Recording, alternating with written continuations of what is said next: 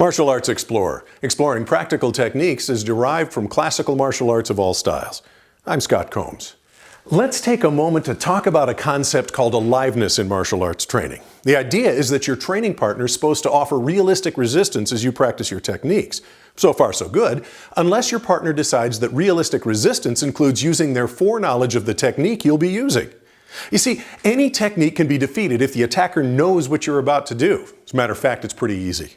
Surprise plays a major role in the success of a technique. Therefore, a good partner will ignore their knowledge of the coming technique and focus instead on their attack, which offers the defender a clean look at a given technique's efficacy.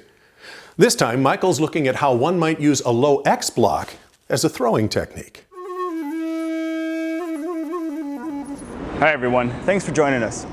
We're going to take a look today at a cross hand maneuver. Now this happens all over the place. Sometimes they're high, sometimes they're low.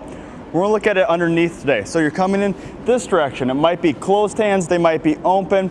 You might do a 1-2, 1-2 cross. It doesn't really matter. All you're going to do is look at this motion, and we're going to use it off of an arm bar throw today. So you want to make sure you're very careful. As doing the arm bar, you might really hurt your partner. You're going to start slow and build it up. There's a couple different ways to do that. But in particular, we're going to take this and we're going to look at it from a twisting maneuver. So we're going to turn from somewhere into this, and that's what gives us the throw by twisting and crossing our hands. Jordan's going to come in and join us. And we're going to start off with a common attack where he's actually rushing me and he's attacking me. So he's going to put his hands on my chest, he hits me, he starts to push, and now he's going to drive. Now this technique almost needs a setup like this or something that's going to allow you to reach crossbody very easily. If he pushes and snaps his hand back, it doesn't work anymore. So it needs to be a driving technique. Now to very slowly set this up, he comes in and he hits, and he starts to drive me back. As I do this, I let my momentum turn his body, which starts to turn the hands. At the same time, I'm going to take my outside hand, I'm going to reach across, I'm going to grab on top of his wrist. He keeps moving past because there's pressure on my body. I reach up and I grab the inside hand. Now I'm getting crossed up and he's getting crossed up, so we want to be careful. All I'm going to do is keep turning directions, and as I do that, we're going to turn for the camera a little bit. As I turn directions, I keep moving forward and I come back. Now I like to touch my knuckles right in the back of his arm on the triple warmer, and I'm going to use that to start to extend the arm. I'm going to push up and through with this hand, and I'm going to pull this hand down. I'm eventually going to come to here. As I drive this hand through, I'd be pulling this hand back and my hands would cross, thus the crossing throw. So I'm going to come here. Now we're going to do it very slow. I'm going to kneel down as I press up. He starts to go. We bring down and out and very carefully let go of the arm at the end. Now if I were to turn and snap this and try and force it, he would have to jump over his own body weight, jump over his arms to avoid the break, otherwise his elbow would go. So one more time here, nice and slow. Here's the pressure, make sure it's a push, it's not a snap. This way he's shoving, he's keeping pressure on here. Twist, grab one, he follows through, grab two, touch the arm here, so start my lock, bring it down, through, and across. Now like I said, you need to be very careful. If you try this from a standing position right off the bat, your partner's not ready, you're going to hurt them. So I suggest when you first learn this, both people end up kneeling. As it comes in, you start your move, cross, grab, touch. Now I'm going to kneel. Now he's going to go ahead and even start to kneel down or get very low. And now I can finish pushing with this hand, pulling with this hand, making my crossing motion, and it still forces the body. You're going to get a slightly different throw. He tends to slide and spin out instead of as much of the head over heels, but that's okay. Start slow and build it up. We're going to do one a little bit faster, and let's take a look at this. We're going to come at an angle so the camera can catch all of this. All right, flips him off nicely. I'm on one knee. I've got a hold of him, or I can let go. I can then move in for a further attack. Probably allows me room to escape from there. So if I twist and he slides, I have plenty of time to get up and go. Thanks, Jordan. And go ahead, grab the class, let everybody give this a try. All right, guys, we're going to take a look at a cross hand technique that offers us a throwing move that comes off of an arm bar. Now you need to be very careful because when we throw this, you are in an arm bar and you could break the arm if you went too fast or too hard and your partner wasn't ready. If John's going to be my partner for a second, we're going to start off of a push, and this is a contact, moving, shoving push. So he gets his hands on me and he's going to drive. Now if he were to come up and do this, I wouldn't be able to grab his hands. So he comes in and he starts to push. I'm going to take my opposite hand and my far away hand as I turn in is going to come underneath and grab the wrist. My other hand shoots over top and I'm going to grab onto his top of his wrist Now I bring my hand back and I'm gonna drive my knuckles into triple warmer 11 just behind the elbow, or just above the elbow actually, and you're gonna start to extend out, and there's your arm bar. See him start to go up on his toes?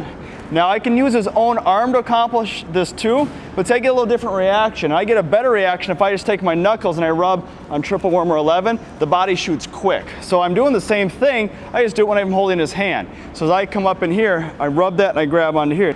Now I can do this from a standing position here, all right, which also looks a lot like a punch if you just noticed, but I risk breaking his arm, and so we're gonna start real slow. We're gonna turn, I'm gonna drop, he's gonna start to drop, and I'm doing this with the arm bar. I'm not using any muscles, I'm not pulling him, I'm not trying to lift, I'm not trying to flip right at the end. I apply continuous pressure, and I just keep working this motion where the arms are gonna cross and come through, thus this motion here as we come across the body. So one more time, applies pressure, reach, grab, twist, grab top. Here's your arm bar, you lock. Now one thing, notice his hand. I'm turning this way as I do this to get his palm up. If I leave his hand facing this direction, it makes it harder. If his palm turns down, it eventually, you can bend your elbow there, right? It starts to bend his elbow and I'm not putting pressure on the back. So you guys wanna make sure as you do this, you wanna be able to rotate, and sometimes you have to over grab. This hand, when it reaches, might need to overreach here to allow us to extend, to turn the palm up to apply this lock. So we wanna make sure we're coming in, you're turning this up and starting that lock motion, bend down, turn, and allow your partner to spin across. All right, why don't you guys partner up and give it a try.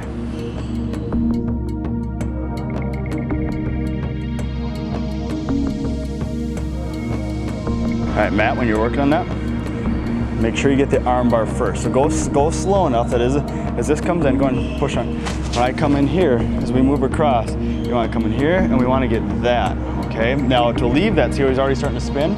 That's okay. If he just turns out and I just drop down, he's not gonna do a head over heels, but he'll turn out on you. But you wanna make sure you actually have a lock. You wanna get that locked in first. Oh, do a grab again. Outside hand goes underneath first. There you go, because he's pushing. This is gonna start the push coming off. Your shoulder's gonna knock this hand loose, your hand knocks that hand loose, and now we're starting to move past you. When this hand grabs, his hand should be roughly here, and you should be coming in this way too. You don't wanna be reaching back towards yourself. Now, apply your pressure, start to turn. We're getting there. Just gotta keep him a little tighter to your body. Don't hold him out in front, hold him a little tighter, get this lock, and turn, and keep him next to you. It's gonna help you out.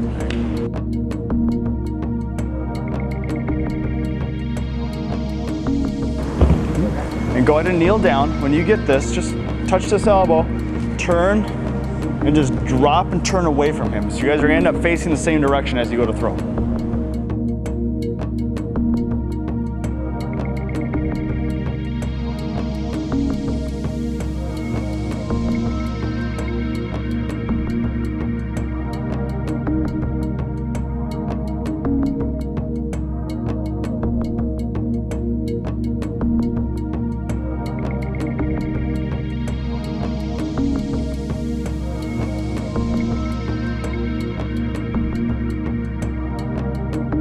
And Maddie, don't step back behind him. As you start to apply this, 1, 2, you got this good, and then you're moving back away from him. You just want to turn the direction where we're going. So if we're going 1, 2, I don't want to turn this way. I do my touch, and all I do is turn to face the direction he's going right here, and I just bend down, and just keep putting the lock on. You'll put enough pressure, he'll end up going over.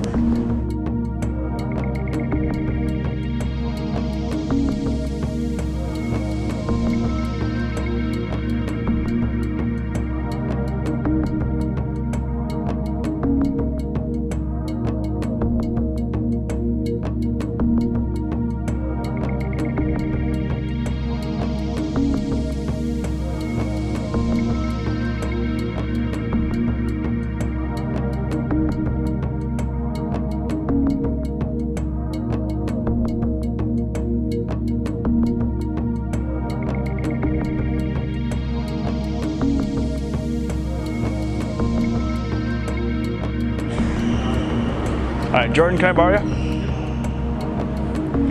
All right, as you can see, this takes a little bit of practice to do, and there's a couple common mistakes. If I'm working with Jordan here and he comes in to start the push, When you come over here, this is one, don't grab back inside here because now I'm getting crossed up. As I do my first one, he's pressing. When I do this, that releases the hands. At the same time, I release the hands and I grab. This shoots through. Now I can grab this way. I don't need to grab back here.